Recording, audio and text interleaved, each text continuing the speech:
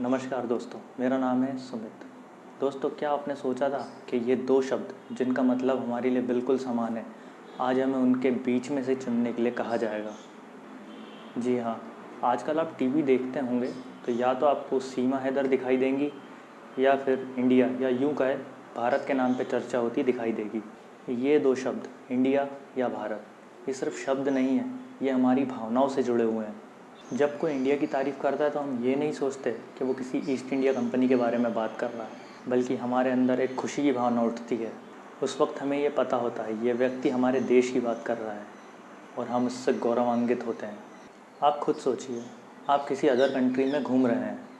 अब आपको वहाँ के नागरिकों से बात करने की ज़रूरत पड़ सकती है, जहाँ की भाषा लाजमी है हिंदी नहीं होगी, तो आप अपना परिचय उनको इसी तरह से देंगे, hi I am from India, can you please help मी।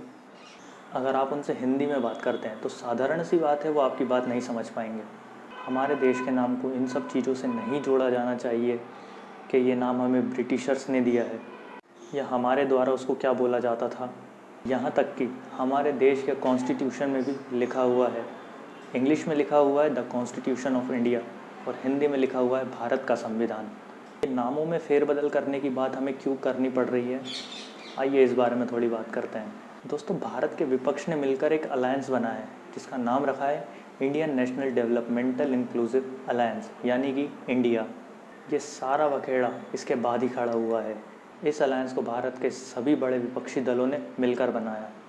दोस्तों, हमारा देश, जिसको कभी हम इंडिया, कभी भारत या कभी हिंदुस्तान कहते हैं, इसका इतिहास बहुत बड़ा है। भगवान ऋषभ देव के ज्येष्ठ पुत्र महायोगी भरत के नाम पर इस देश का नाम भारतवर्ष पड़ा। फिर जब अंग्रेज़ भारत आए, उस समय भारत को हिंदुस्तान के नाम से जाना जाता था, क्योंकि उन लोगों को ये शब्द बोलने में दिक्कत होती थी। इसीलिए जब अंग्रेज़ों को पता चला कि भारत की सभ्यता सिंधु घाटी से है, जिसे इंडस वैली भी कहा जाता है, इस शब्द को लैटिन भाषा में इंडिया भी कहा जाता है, फिर अंग्रेज़ों ने भारत को इंडिया कहना शुरू कर दिया था। इसी तरह से हमारे देश को इंडिया के नाम से भी जाना जाने लगा। अब कुछ बुद्धिजीवी लोगों का इसमें कहना है कि इंडिया नाम हमें गुलामी की याद दिलाता है। इस पर मेरा मानना ये है कि हमारे देश एक है, हम इसे भारत बुलाएं या इंडिया बुलाएं, हमारे लिए इसकी भावना बदल नहीं जाती। हमें इन चीज़ों पर बहस करनी ही नहीं चाहिए।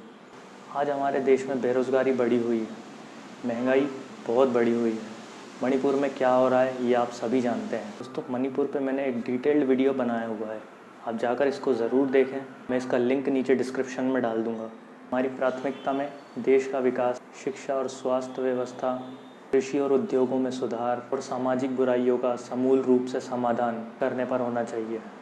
दोस्तों, वीडियो पसंद आई हो तो वीडियो को लाइक करें, हमारे चैनल को सब्सक्राइब करें, इस वीडियो को अपने दोस्तों के साथ शेयर करें और इस जानकारी को ज़रूर फैलाएं। जय हिंद, जय भारत, नमस्कार।